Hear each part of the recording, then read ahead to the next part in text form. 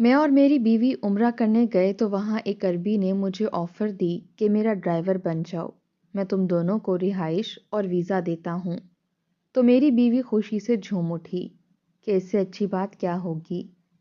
میں سارا دن عربی کے ساتھ باہر رہتا اور جب رات کو واپس آتا تو میری بیوی سو رہی ہوتی۔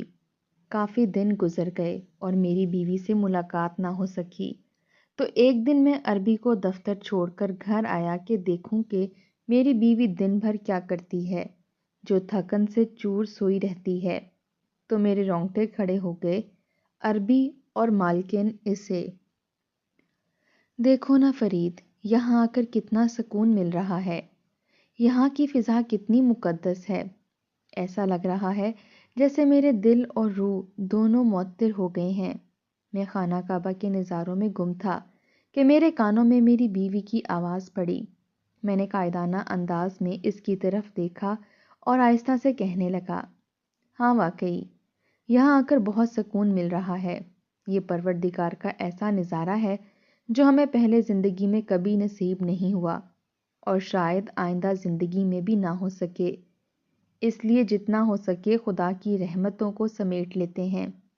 میں اور میری بیوی بے اولاد تھے اور ہم یہاں عمرہ کرنے کے لیے آئے تھے۔ کسی نے ہمیں کہا تھا کہ عمرہ کرو اور خدا کے در پر جا کر گر گڑا کر دعائیں مانگو، ساری دعائیں قبول ہو جائیں گی، تمہاری جھولی بھر جائے گی۔ اسی امید کے سہارے ہم یہاں تک پہنچے تھے۔ ہمارے چہروں پر تھکن بھی تھی اور آنکھوں میں ایک انجانی سی روشنی بھی تھی۔ دل میں خوف بھی تھا اور یقین بھی کہ شاید آج ہماری زندگی بدل جائے۔ اولاد کی کمی نے مجھے اور میری بیوی کو ڈپریشن کا شکار کر رکھا تھا۔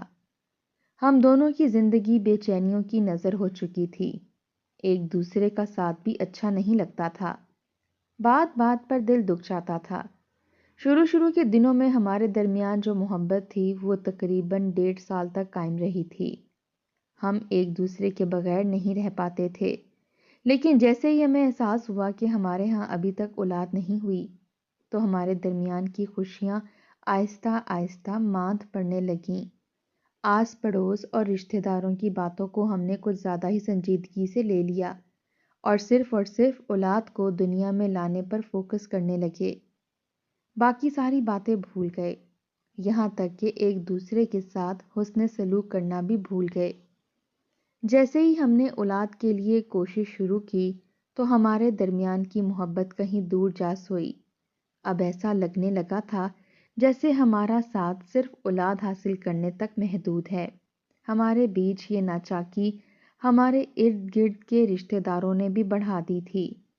کوئی تانے دیتا تھا تو کوئی مشورے دیتا تھا اور کوئی ہمیں ایک دوسرے کے خلاف بھڑکاتا تھا۔ بات اس حد تک پہنچ گئی تھی کہ ہم ایک دوسرے کو دیکھ کر رخ پھیر لیا کرتے تھے۔ ہم ڈاکٹر کے پاس جاتے تو سب کا ایک ہی جواب ہوتا تھا کہ مجھ میں اور میری بیوی میں کوئی کمی نہیں ہے، ہم دونوں ہر لحاظ سے صحت مند ہیں، بس خدا کے ہاں دیر ہے۔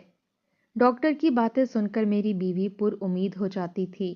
وہ گھر آ کر دعائیں کرتی اور مجھ سے بھی دعا کے لیے کہتی، مگر میرے دل میں عجیب سا غصہ بھرنے لگا تھا۔ میں اپنی شادی ہرگز نہیں توڑنا چاہتا تھا۔ مجھے اپنی بیوی سے محبت بھی تھی اور ساتھ ہی ایک انجانی سی بیزاری بھی ہونے لگی تھی۔ میں دن رات چڑچڑا رہنے لگا تھا، چھوٹی چھوٹی باتوں پر غصہ آ جاتا تھا۔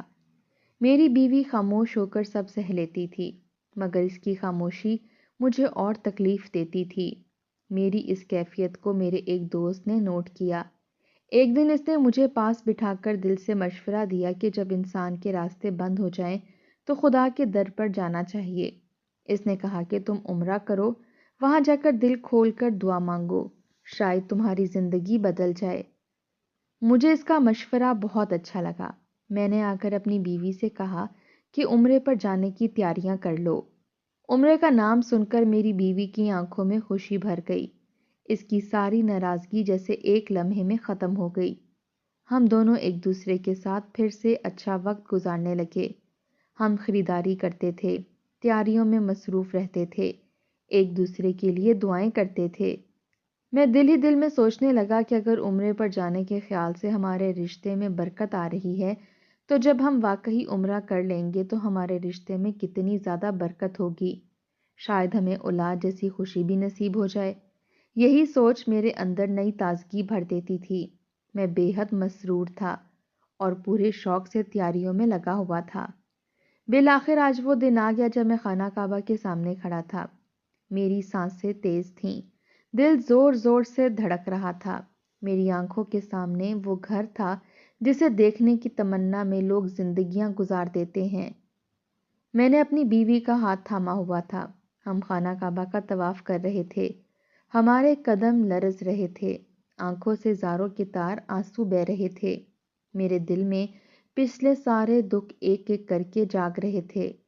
وہ راتیں جب ہم خاموش رہتے تھے، وہ دن جب ہم ایک دوسرے سے نظریں چراتے تھے، وہ لمحے جب دل ٹوٹا تھا۔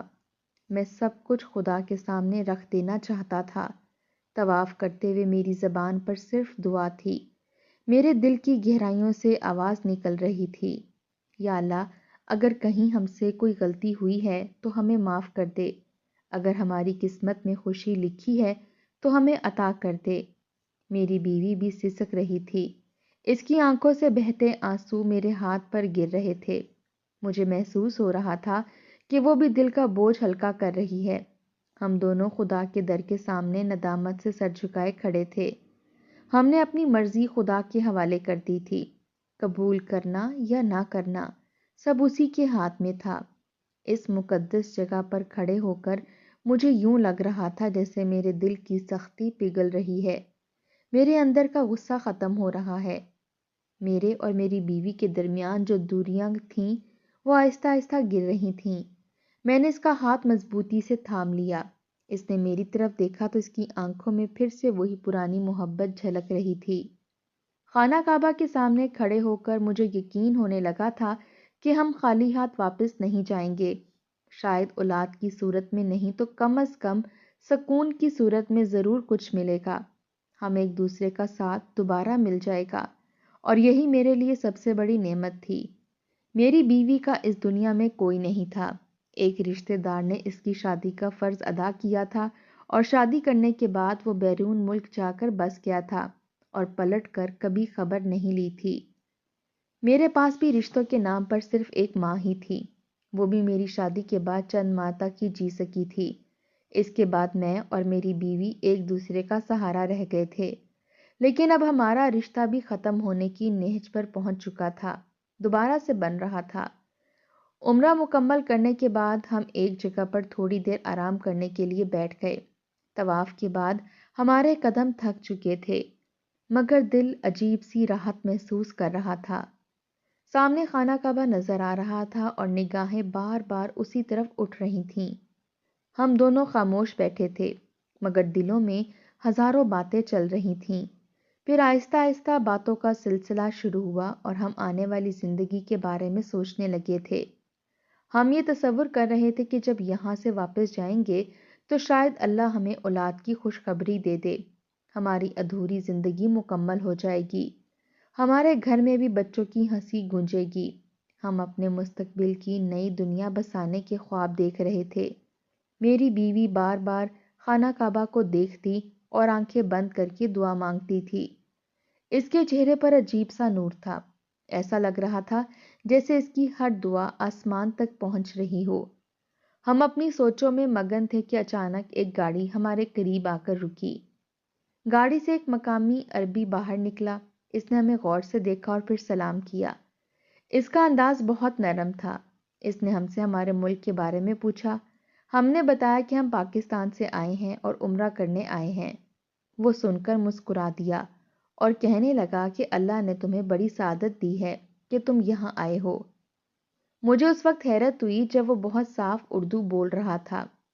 ہمیں عربی زبان کا زیادہ علم نہیں تھا، ہم زیادہ تر اشاروں سے بات سمجھتے تھے، مگر وہ شخص ہماری زبان میں آرام سے بات کر رہا تھا۔ اس نے بتایا اس نے کئی سال پاکستان میں گزارے ہیں، اس لیے اردو بول لیتا ہے۔ وہ کہنے لگا کہ اگر تمہارا عمرہ مکمل ہو گیا ہو تو میں تم سے تھوڑی بات کرنا چاہتا ہوں۔ میں نے سر ہلا دیا۔ وہ ہمارے قریب بیٹھ گیا۔ اس نے ہمارا حال پوچھا اور پھر اچانک بولا کہ میں تمہیں ایک آفر دینا چاہتا ہوں، تم میرے ڈرائیور بن جاؤ، میں تم دونوں کو رہائش بھی دوں گا اور فری ویزا بھی دوں گا، تمہیں کسی چیز کی فکر نہیں ہوگی۔ اس کی بات سن کر میں حیران رہ گیا تھا۔ مجھے یقین نہیں آ رہا تھا کہ ایک اجنبی ہمیں اتنی بڑی پیشکش کر رہا ہے۔ میری بیوی مگر خوشی سے جھوم اٹھی تھی۔ اس کی آنکھوں میں چمک آ گئی تھی۔ وہ فوراً بولی کہ اس سے اچھی بات اور کیا ہو سکتی ہے، آپ ہمیں عمرہ کرنے کی آزادی تو دیں گے۔ وہ عربی مسکرا کر بولا کہ بالکل، تمہیں پوری آزادی ہوگی، تم جتنے چاہو عمرے ادا کر لینا۔ میں بھلا اللہ کی عبادت کے راستے میں کیوں رکاوٹ بنوں گا؟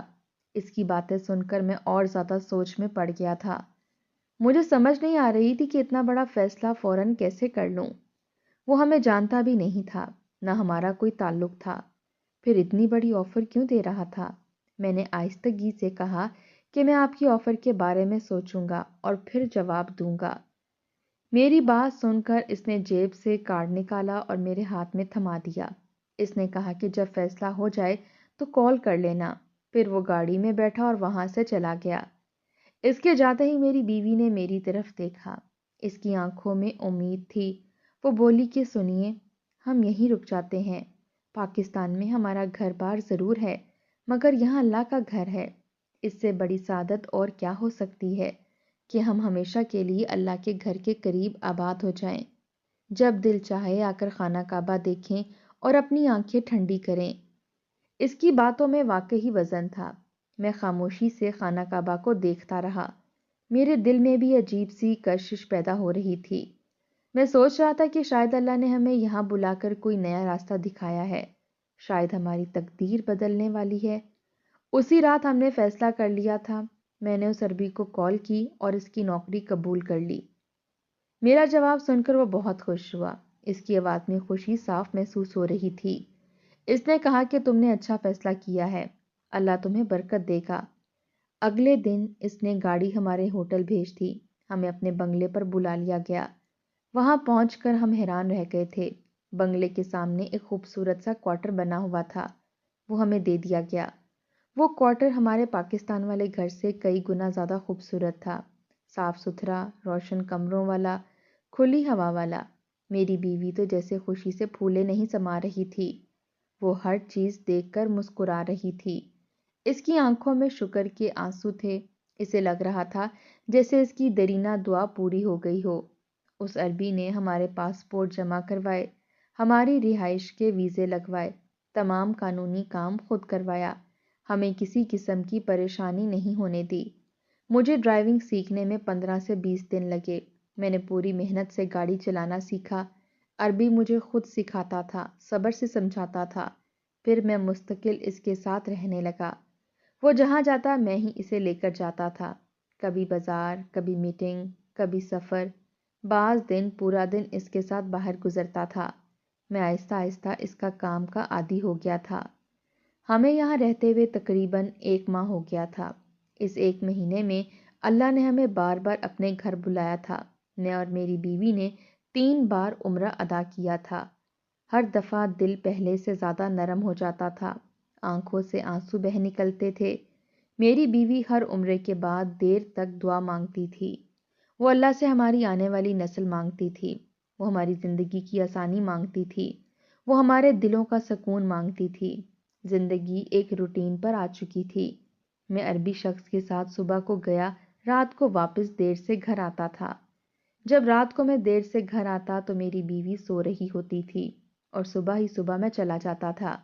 کئی دن تو میری بیوی سے ملاقات ہی نہیں ہو پاتی تھی اور یہی چیز میری زندگی کو ادھورا کر رہی تھی۔ اگر کبھی میں بیوی کو نیند سے جگانے کی کوشش بھی کرتا تھا تو وہ آدھ کھلی آنکھوں سے بامشکل میری طرف دیکھتی تھی۔ اس کے چہرے پر اتنی تھکاوٹ ہوتی تھی کہ مجھے اس کا احساس ہوتا اور میں اسے چھوڑ دیتا۔ وہ گہری نیند سو جاتی تھی۔ میں اکثر حیران ہوتا تھا کہ آخر سارا دن ایسا بھی کیا کرتی ہے کہ اتنی تھک جاتی ہے کہ اسے اس بات کا ہوش نہیں رہتا کہ خاوند کام سے واپس آ گیا ہے۔ اس کا حال احوال ہی پوچھ لوں، کھانا پانی پوچھنا تو بڑی دور کی بات تھی۔ اس نے کبھی بھی میرے ساتھ ایسا رویہ نہیں رکھا تھا، اس لیے میرا پریشان ہونا فطرتی تھا۔ وہ پہلے کبھی ایسی نہیں تھی۔ وہ میرا انتظار کرتی تھی، کھانا پوچھتی تھی، باتیں کرتی تھی، مگر اب اس کا انداز بدل چکا تھا۔ یہی تبدیلی مجھے اندر ہی اندر کھا رہی تھی۔ ایک دن میں نے فیصلہ کر لیا کہ آج عربی کو دفتر چھوڑ کر واپس فوراً آ جاؤں گا اور دیکھوں گا کہ میری بیوی پورا دن کیا کرتی ہے۔ میں نے عربی کو دفتر چھوڑا اور واپسی کا راستہ پکڑ لیا۔ میرا دل زور زور سے دھڑک رہا تھا، عجیب سی گھبراہٹ تھی۔ جب میں کوارٹر کے قریب پہنچا تو اندر سے ہلکی ہلکی آوازیں آ رہی تھیں، کچھ پڑھنے کی آواز، کچھ برتنوں کے ہلنے کی آواز۔ میں نے دروازہ آہستہ سے کھولا۔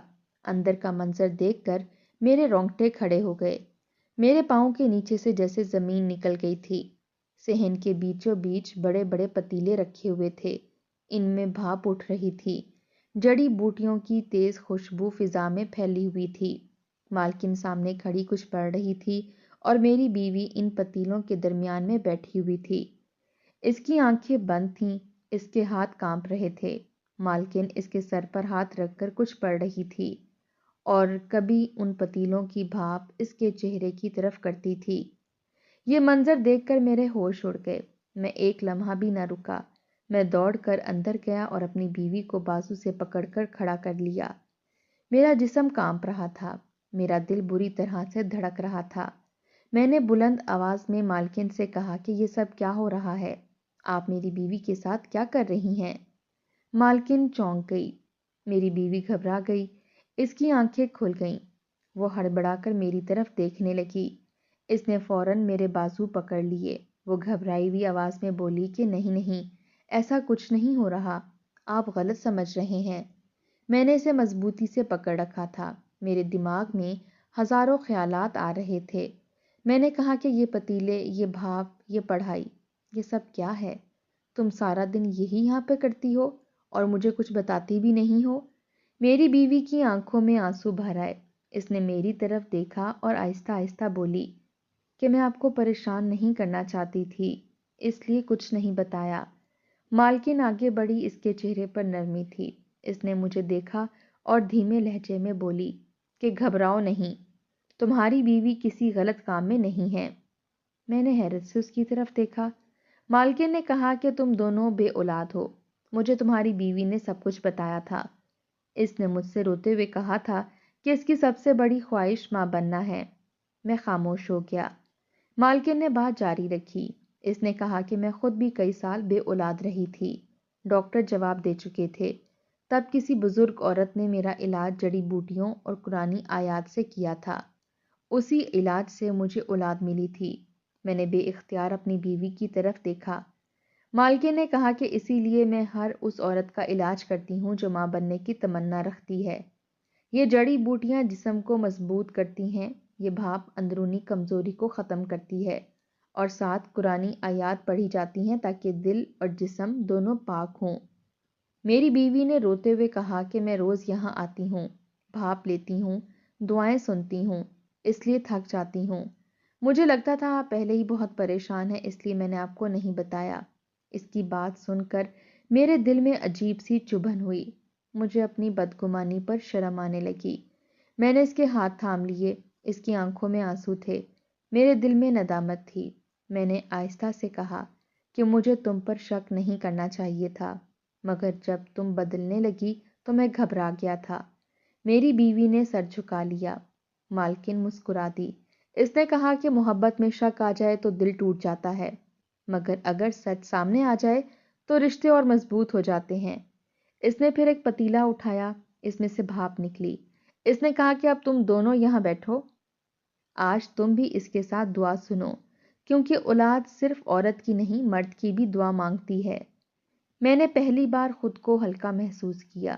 میں نے اپنی بیوی کے ساتھ بیٹھ کر ہاتھ پھیلا دیے۔ مالکن قرآنی آیات پڑھنے لگی، فضا میں سکون پھیلنے لگا۔ میری بیوی نے میرا ہاتھ مضبوطی سے پکڑ لیا۔ اس کی آنکھوں میں امید تھی، میرے دل میں یقین اترنے لگا۔ مجھے محسوس ہوا کہ ہم صرف اولاد کے لیے نہیں بلکہ ایک دوسرے کے لیے بھی دوبارہ جڑ رہے ہیں۔ اس دن کے بعد میں نے اپنی بیوی کو اکیلا نہیں چھوڑا۔ میں اس کے ساتھ بیٹھ کر دعائیں سنتا تھا، اس کے علاج میں اس کا ساتھ دیتا تھا۔ میں نے سمجھ لیا تھا کہ زندگی صرف کمانے کا نام نہیں بلکہ ساتھ نبھانے کا نام ہے۔ ہم دونوں نے فیصلہ کر لیا تھا کہ اب ہم ہر مشکل میں ایک دوسرے کا ہاتھ تھامے رکھیں گے، چاہے اولاد ملے یا نہ ملے۔